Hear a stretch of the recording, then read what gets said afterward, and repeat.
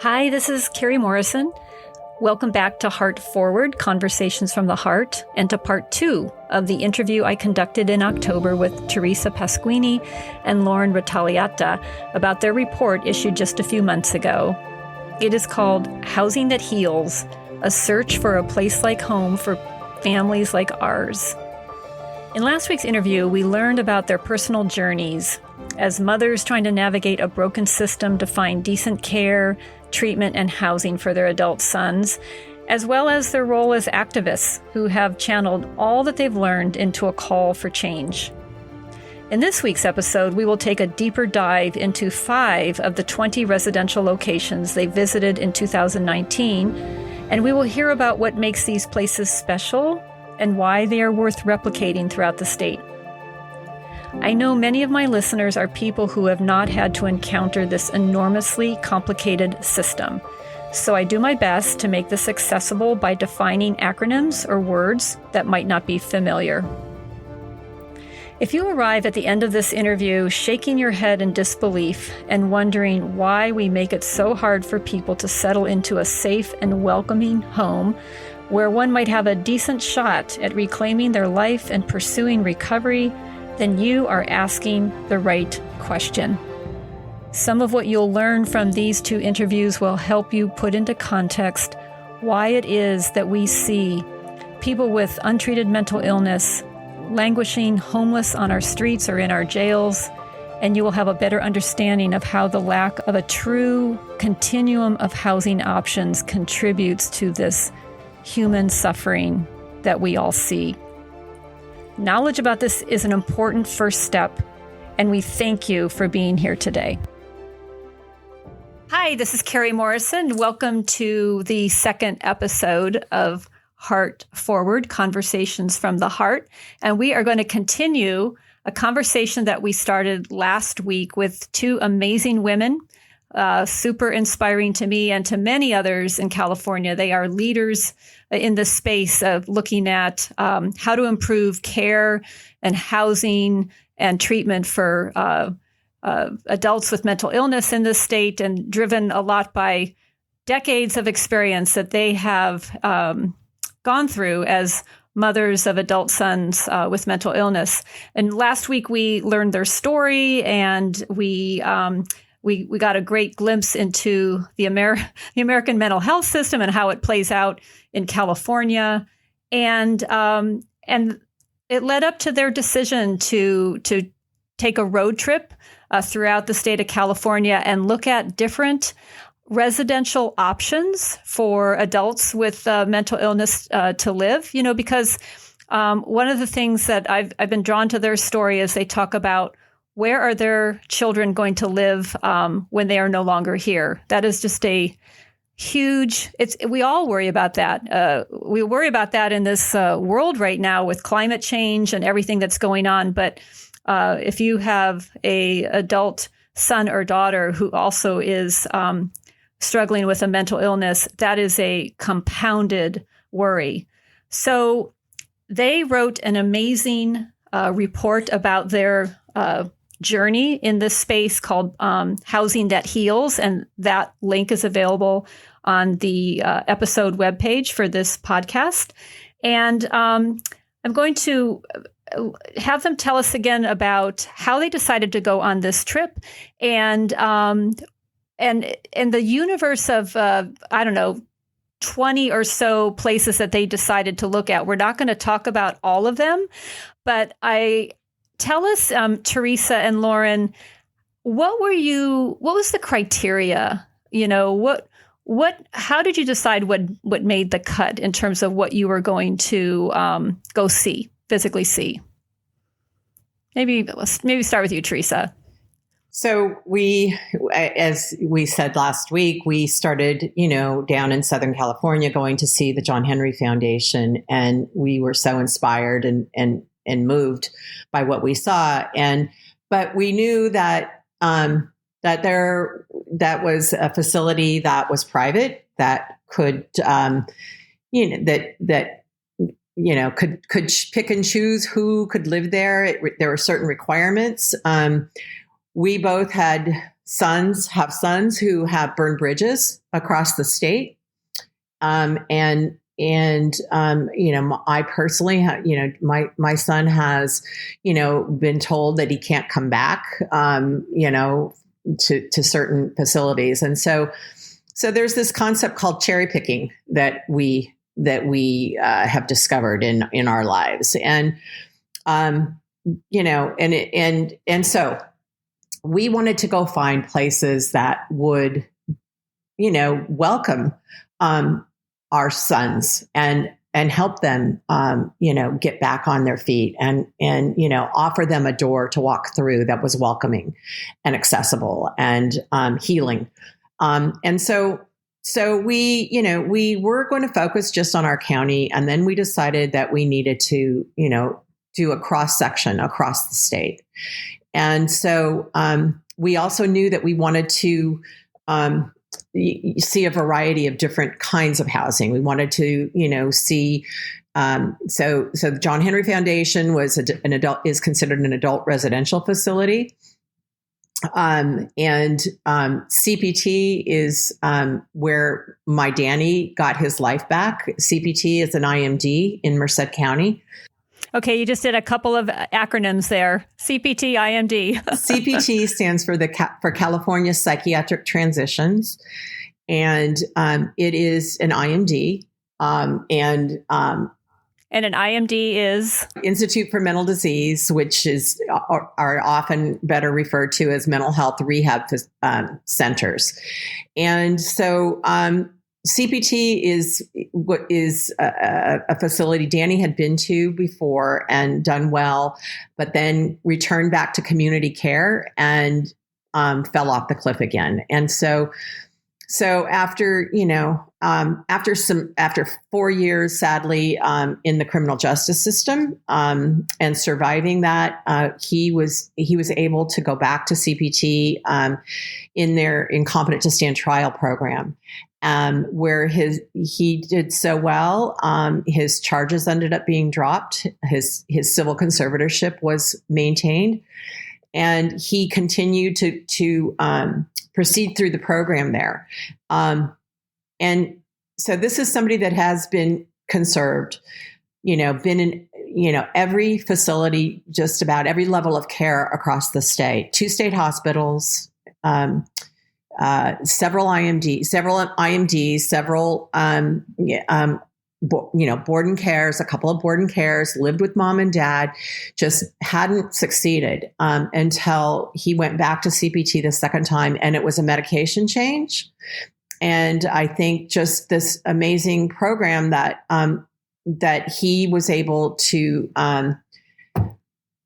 His anosognosia went away. He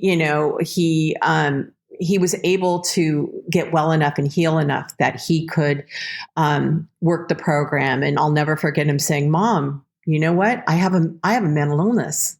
And I said, "Yeah, honey, I know, But he came to that awareness. Yeah. So was a critical facility because it also is considered by many many people say, no, we don't want people in IMDs anymore. And, they need to be small, board and cares, and IMDs are bad. And, and if it wasn't for CPT, I don't think Danny would have been accepted at Synergy, which was another one of the facilities that he ended up. So let's do this, because I know we're going to talk about 5 today, 5 of the 20, and I want to try to kind of keep these somewhat categorized. Let's focus a little bit more on CPT. You've raised John Henry, you've talked about Synergy, and we have 2 others. I just want to explore a little bit more the IMD. Describe, for people, what does this mean, an IMD? What is the size? Where is it located? What is it like to live there? And that will be contrasted against the other 4 places that we explore together. Correct. So this facility, California Psychiatric Transitions, is located in Delhi, California, which is outside of Turlock. It was approximately a 2-hour drive for my husband and I. And so he was out of county. And that was challenging and difficult, but well worth it. So there are 3 programs at CPT. There is the forensic part, I forget what it's called now. It might be called diversion. And so that's where Danny went when he was deemed incompetent to stand trial. And then when his charges were dropped, he moved to the main program. I think this facility has 98 beds altogether. And it's also a private facility. And so it's owned by a psychiatrist and a family that started this many years ago. And there's a high level of structure. There's a high level of staffing, the staffing quality, the psychiatric staff there. So it was Danny needed that structure, and he needed that safety and security that was provided there, and he needed good psychiatric care that would try a medication that worked, and that's what happened there. So for the first time, he was able to understand he had a mental illness. He was managing his illness. He was learning how to manage it, and he moved through the programs. He had never reached that level of recovery before. He had always, gotten stabilized on meds maybe, and, was a little okay, and then would be sent back to the community and would immediately go off his meds or soon thereafter. So this was the first time there was an awareness and an understanding of what he needed to do to work on. And it was incredible. And we were incredibly blessed for him to be there as long as he was. Not many people, because of the financial structure in our state, funding is not provided for this level of care. Also, you had to be conserved, and being conserved is no easy thing to achieve, and so. Yeah, I've heard how people are desperate for that kind of level of sustained treatment to get a person on that path toward recovery long enough that they reach a certain level of stability and equilibrium. So when you mentioned the funding, how is it funded then? How was his time there funded? It was funded through realignment. So I don't think we have enough time to go into the whole California financial structure, which is, that's a whole other episode. But one of the things we focused on in our paper, we call them drivers of despair and disparity. And we consider discrimination, fiscal discrimination, to be one of those drivers of despair and disparity. And the IMD exclusion is a federal driver. And it basically says that it's linked to the Medicaid when Medicaid was passed, and it was intended to not return to when the institutions were closing and people were being released, and nobody wanted to return to the horrible, treatment and care provided in the large state hospitals and institutions. They decided that if they didn't allow for this to be funded with Medicaid, then we would have smaller, more home-like, community-based facilities.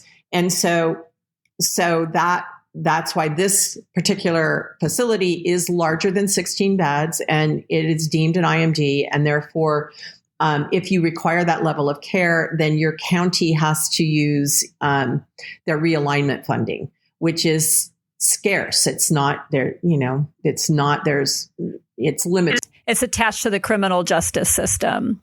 No, there's realignment 1 and 2. So there's realignment 2, AB 109 realignment funding is attached to the criminal justice system, but realignment 1991 realignment is intended to provide funding for this level of care. Yeah, and this is why you two have cracked the code of how incredibly complicated the financing of our mental health system is, which contributes to moments of chaos as you've experienced. So, Lauren, let's go back then to Orange County to this John Henry Foundation, which, as I read it in the report, sounds like nirvana. Just, physically describe it. What does it look like? You say it's privately owned and people have to private pay. How do you get in? What makes it so special? What makes it so special is that when we were interviewing the psychologist, Dr. Cami, who is in charge, along with Mindy Andrews, I believe, who is the executive who runs this, that they are able to do this on $42,000 per person per year. And our state says minimally they think that it costs $41,000 to keep for someone to just be homeless, and it costs $81,000 to have somebody in prison. So that's what was one of the things that made us really want to see what kind of life were they providing. Was it going to look like, a room in a state hospital? We went down and we found that it was a nonprofit that was run by a board of directors. What they had been able to do was to leverage a community, a working class community in Santa Ana, California, and they were able to buy up the end of a cul-de-sac. So they had many homes that were put up just right after World War II, little bungalows. And what they did was they subdivided these little bungalows into places where everyone had their own room, but they shared a community bathroom in the house. And there might have been one or two places where somebody had a roommate, but all in all, people had their own rooms. They had their own television set, computer setup, because one of the things that the John Henry Foundation was doing was that they were partnering with the University of California at Irvine, and their director, their psychologist, was working on using video games and other things to help with the remediation that people needed. And the amazing thing about this John Henry Foundation was that they had community meals. It was like being on a college campus type of feel. It was a campus type of feel where there was community. It's not a locked facility. People here, some were conserved, some were not conserved, but they could leave the premises of the facility. They had to abide by the rules that the community had laid forth for them, and everyone seemed to be doing that. And the most amazing thing that Teresa and I heard was this population of 40 severely mentally ill people had only had a handful of 5150s. Where if you had gone to a facility outside, you would find that the number of 5150s they had in a 5-year period, most places were experiencing like in a 2-month period. So it was the community that was formed. The people we met the mayor. He wasn't really a mayor, but they had formed their own community. They met and they had a community time. They did outings. It was amazing, but it was only available to those who had family members or had trust that were able to secure the $42,000 a year. And what we wanted to do was to showcase this to counties and say, you can do this. You're spending more than this for people to be out on your streets. Let's see if we can do this in our counties, if we can build what they have, and we can maybe not cherry pick. And we also, from visiting other facilities that we'll talk about later, other facilities have done remarkable things in finding out how do we collect those federal dollars to help help with the funding. So when someone needs to see a psychologist or needs to see their case manager, that the county mental health system is paying 50% of the bill. And the federal government is coming in with the medical dollars that needed to be provided and pay for people to receive the medical treatment that they need. And when I say medical treatment, I mean the psychiatric treatment and the master's level clinicians that work with these people. And that's why we fell in love with the John Henry Foundation, because we felt it was a model that could be replicated. It didn't have to be just private. Yeah, no, it's so inspiring. I want to visit it myself. And if you think about, there's 5,000 mentally ill inmates living in LA County Jail. At what cost?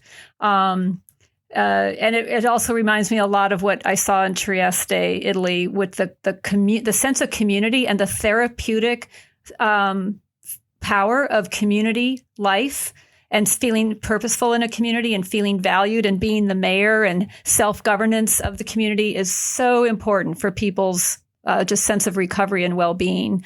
So let's move on. Another place that you family involvement is mandatory. It's not. Wow. It's mandatory at John Henry. So that's so important, and it's all people on the schizophrenia spectrum, which was another key piece, I think, of their program, and that they were all dealing with the same sort of symptoms and illnesses, and so, but the family piece, I think, is a big part of their program as well. And that we talked about that in the first episode, how we marginalize families in the American system, and that does not end well at all. Were there pets allowed at the John Henry? Actually, you could earn a gift card for petting the cat. So if you if your job, all you felt like doing that week was petting the cat, then you could actually earn points for petting the local cat. So I'm a big believer in the therapeutic value of pets, so that's awesome. So another place you wanted to talk about is a place called Everwell. Tell us about Everwell. Where is it located? What makes it distinct from John Henry and CPT? What is unique about this place? What's unique about it is that Everwell will take. And where is it? Everwell is. There are a number of locations in the state of California. There's one that's being transformed in Terra Bella, which is at the foothills of the Sierras. They have a place for people who are in their senior years that's not far from CPT. In fact, we saw it, California Psychiatric Transitions. So that's in the in the Central Valley. And then the majority of the places that they're developing are in the Stockton, California area. And the developers are Chris Subiati and Andy Fetko. And this is a for-profit. It's not nonprofit. In order to do this, you don't necessarily have to be a nonprofit. Some of the best places that we saw, such as Synergy and Everwell, they were for-profits. That doesn't mean that they're making tons of money. It just means that in order to develop facilities, they've had to not be nonprofits because it's easier to get the funding that you need to develop or rehab or renovate a facility.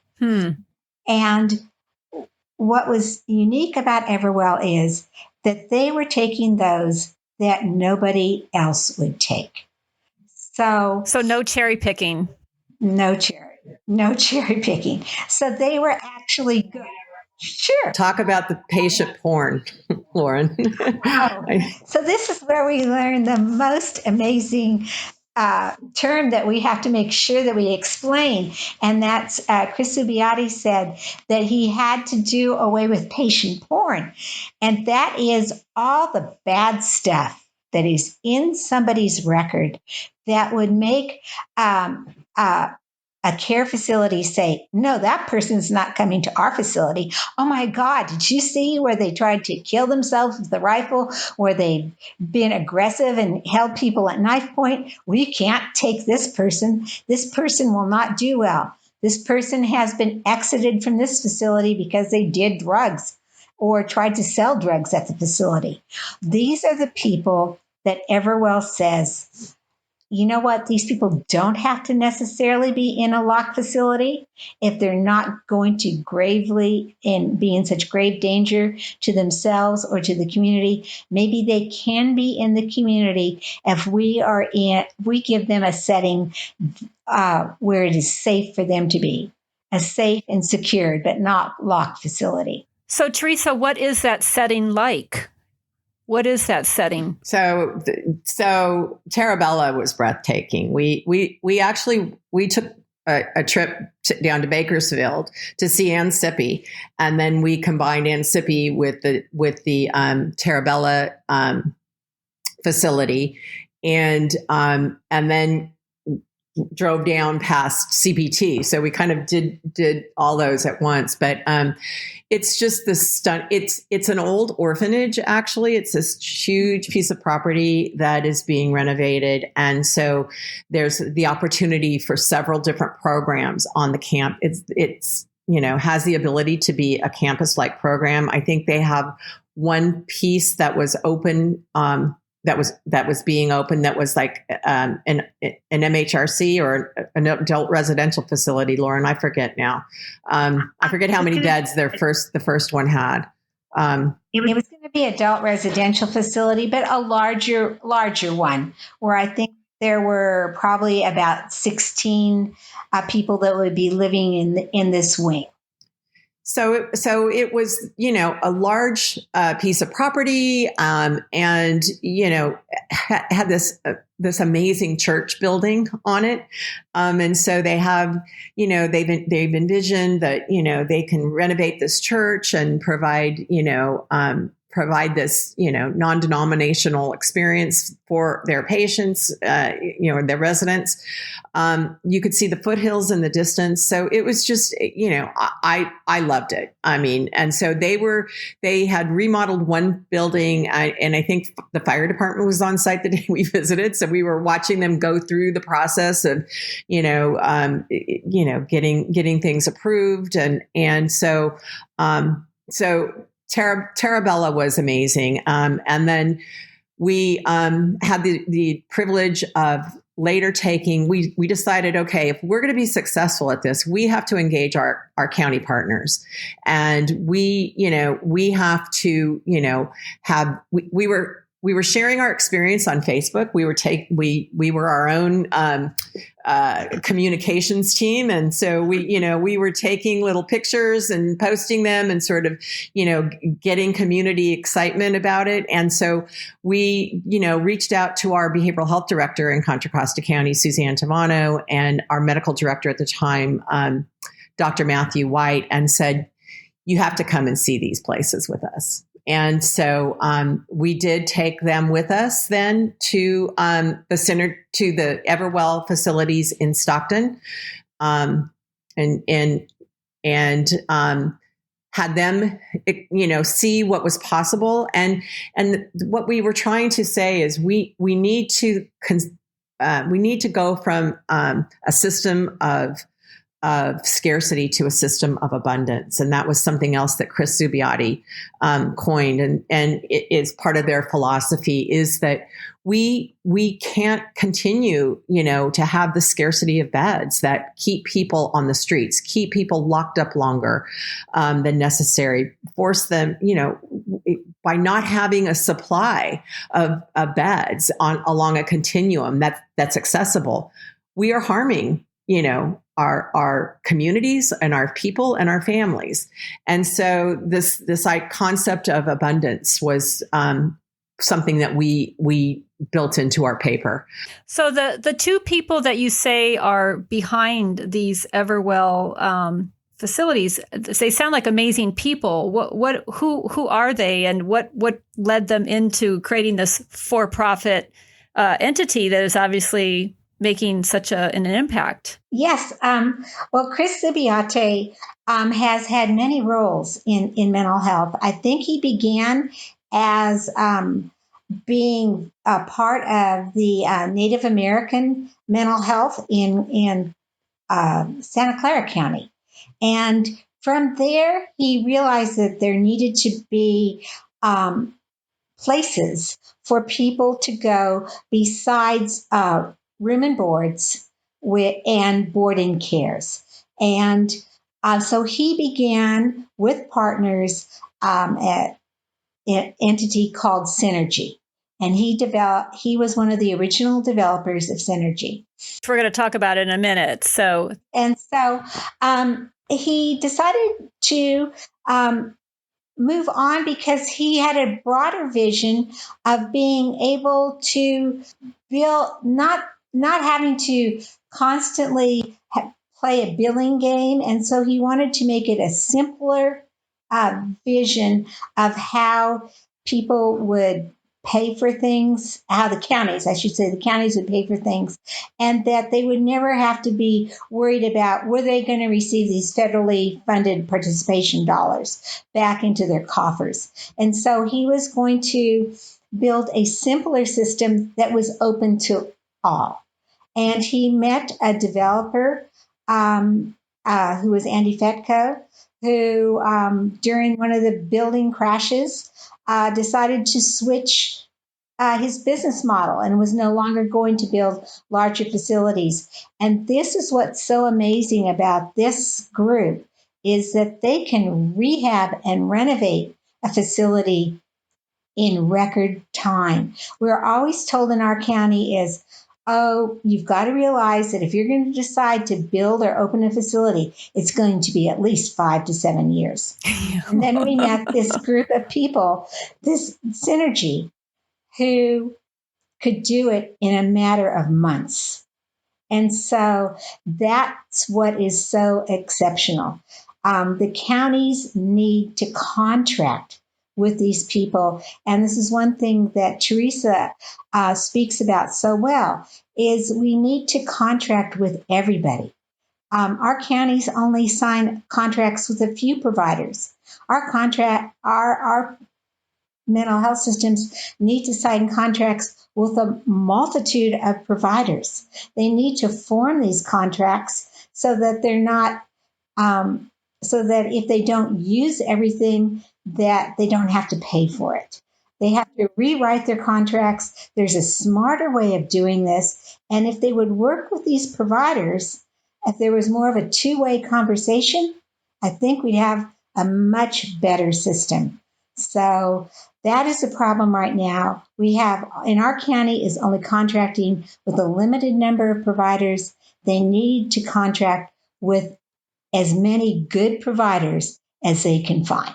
And build capacity in that space. Build the capacity. So since we've now stumbled into Synergy, I know that is one of your other areas that you wanted to tell us about. So tell us about Synergy and what they offer. Obviously, this gentleman moved from there, but what is unique about Synergy? And I think, Teresa, your son is living in one of their facilities. He is. So I can actually connect the dots between CPT and Synergy because Danny, as Danny was doing so well at CPT, I knew that, he was going to be stepping down. And I was concerned because he had actually failed in most of the step down programs in our county.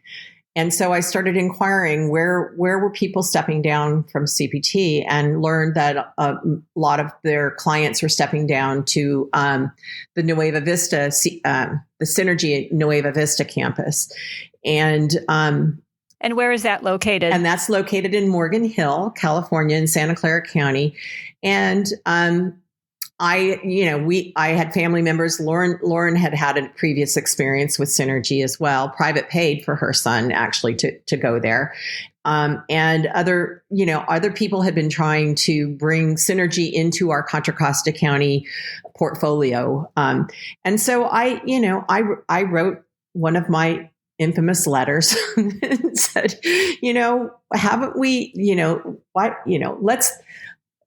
all invested so much, in Danny Pasquini, and, wouldn't it be a shame if he were to come back out after, these many months locked away? And I think one of the worst things that we do in California is to take people's rights away, lock them up, get them in the best shape ever, and then bring them back and let them fall off the cliff again. And we talk about falling off the cliff in our paper, and that happened to my son so many times. So I appealed to the leadership, and I said, wouldn't it be great if Danny Pasquini could be the test case to go to Synergy, and we could test it with him, and he and if it works for him, then then we can expand. And so he was our first Contra Costa under the contract. So we established a single case agreement contract. Our county agreed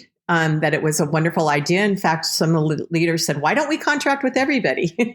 And so that was where that concept came from. So Danny did transition, and again, he had not successfully transitioned from a locked facility in years and years. And he's been conserved now almost 18 years. I say around 20, but 18, 19 years. And every time he came home, he would, become rehospitalized. So he has now been at Synergy for almost 18 months probably. And it's doing amazing. So, and I remember visiting Synergy many years ago. In fact, it was Linda Kaufman who was the one who told me about Trieste, because their leadership had actually gone to Trieste like 5 years prior to study their system of community-based mental health, social inclusion, purposeful engagement, and you see that emanating in that campus setting as well. Can you kind of physically describe for people, because it is kind of like an adult residential facility, but it's not like any ARFs that I would see in Los Angeles. Describe the environment there. It's pretty amazing. So it is, I think it is a remodeled nursing facility, actually, but it's beautifully remodeled. It's beautifully appointed. It's just it's a very welcoming environment. There's the main building, that has the residents and the kitchen, and, the staffing is incredible. There's a high level of clinical staffing. And so that to me was the key for Danny, was to be able to, lead this very structured environment and still have access to high level clinicians. And he still, I think, needs that level of clinical care 18 months later. And it's just something that doesn't happen, and for most clients, and so, and there is the thing about Synergy that appealed to me was that they have these apartments that are also next door, that you have the ability to move from, the adult residential facility and to live independently there on the same campus. And also that they have also set up a specialty mental health clinic next door, which allows for it's sort of an IMD exclusion workaround, I call it, and allows billing to happen. And so it's you get this sort of IMD level of care without being in a locked facility, and it's for a much lower price. And counties can be reimbursed for this clinical services that are critical for some people. And Synergy also is privately owned as well, if I'm not mistaken. Okay. So I want to move to the final. Gosh, this is so fascinating. You're so knowledgeable. And I'm going to put a link to each of these, 5 facilities in the episode notes as well, because I'm sure people are going to want to learn more about these amazing places. The Garden Park Apartments was another one that you wanted to mention, and tell us what is unique and where is that located? Well, Garden Park Apartments is someplace that I really wanted to go see. I had seen it briefly before, and I wanted to bring Teresa to see it. Teresa and I, you've got to understand, we were spending probably 30 hours a week going to meeting on top of meeting on top of meeting within our county. Our county kept saying, well, you've got to go to the homeless meeting. Now we need you to go to the Mental Health Services Act meeting. Now we need you to go to this meeting. And through going to all these meetings, I met an amazing provider executive there who was with, they're called Hope Solutions now. They were the interfaith before.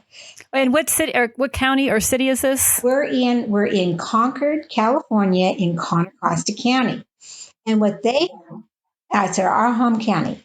And what they had done was they had, with Mercy Housing, they had taken and defunct apartment complex that was in the middle of the drug corridor of our county, and they had transformed it into an oasis.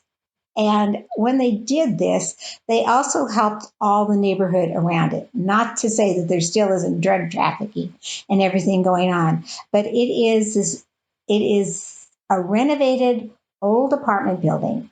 And then they used Mental Health Service Act funds to build what they called a community center. And this Garden Park Apartments is different than the other facilities that we saw because it was for mothers and their children. And so at this facility, they had, in the community, they had an area where the children went after school, before school, and after school. They also had the rooms where the mothers met with the psychiatrist, the psychologist, and their case manager. They had rooms for their group therapy meetings. And this was all through Mental Health Service Act funds. And because it was also there on site, I don't know how they were doing it, but they were also able to bill for the federal fund participation dollars. So when a mother and the children went to receive the intense support that they needed, they could now collect both the money that was coming into the county through the realignment and also the money that would now flow in through the federal dollars. These apartments were amazing. They were 1 and 2 bedroom apartments. Most of them were 1 bedroom.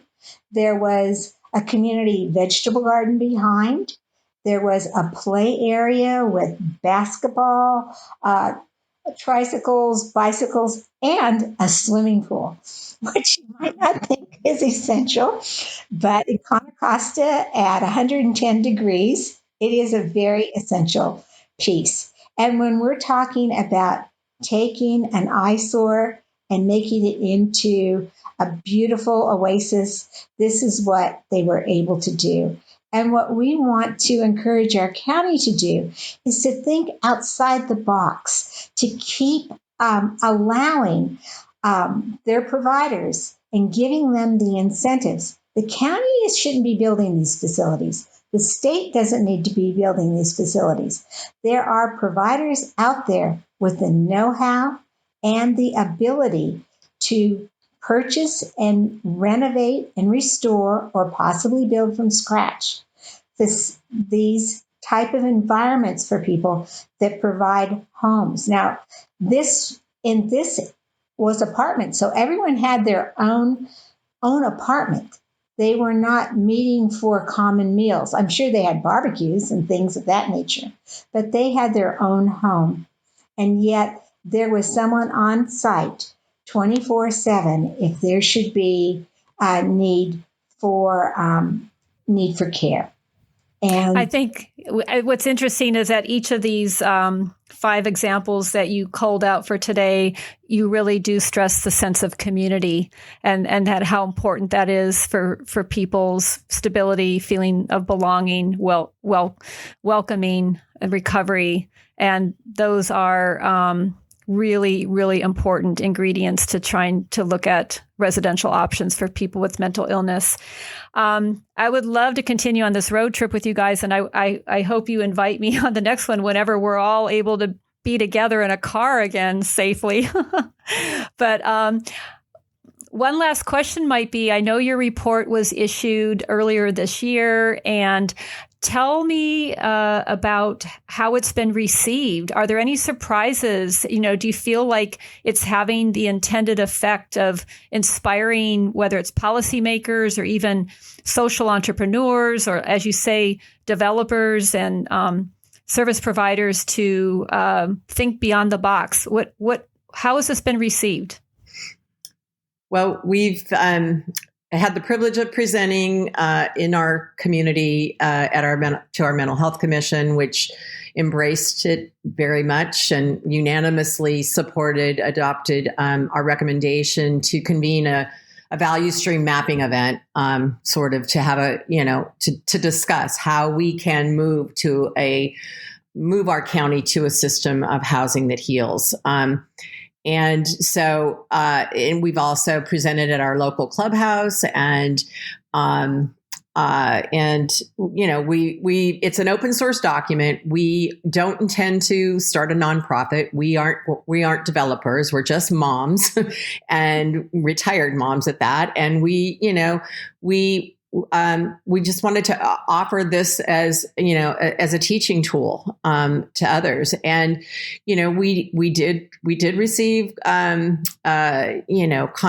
We were contacted by Dr. John Conley from California Health and Human Services, who was very inspired by our report. I think he's actually left there now, but and so it's been really well received. And we also have a local provider that has reached out to us that wants to meet with us, and a local FSP provider in our county, and said that they found developers and they would like to talk to us and discuss our vision.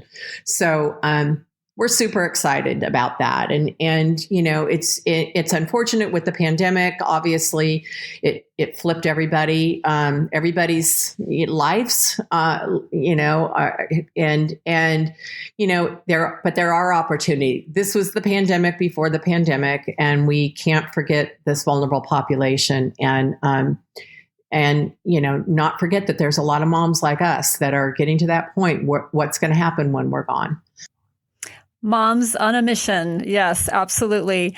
Well, I hope that through this podcast, we can expand the reach of your incredible work and that it will inspire others. I personally am involved in some of these decisions here in LA County, and I already am thinking about people who need to be, as you say, Lauren, opening up the opportunities for the private sector who can move quickly and nimbly and with great creativity to solve some of these problems, because we need all the help we can get right now in California with this kind of encroaching homeless crisis, the crisis of untreated mental illness on our streets and in our jails, and then compounded by this pandemic, which is going to be with us for quite some time. So I want to thank you both for being with me for these past 2 episodes and helping to launch this podcast. I'm really proud of the work you've done. I'm just so delighted to be affiliated with you. And I hope we can circle back, maybe sometime next year and see what kind of progress has been made and, cover more acronyms in our conversation. Thank you so much for all you're doing, Carrie, as well. Thank you for the opportunity. And we actually do have our next visit on the books, and that is in Fresno, California. So you're halfway there. Maybe I could take the I-99, right, and come up and meet you there. Yes, and I'm sure the provider will greet you with open arms too. We have found that the providers are opening their arms to us. And what has to happen is that the county mental health systems need to start thinking outside the box and do something new and do something innovative. So thank you for your innovation, Carrie. We really appreciate it. Thank you to both of you. I appreciate you as well. Have a great day.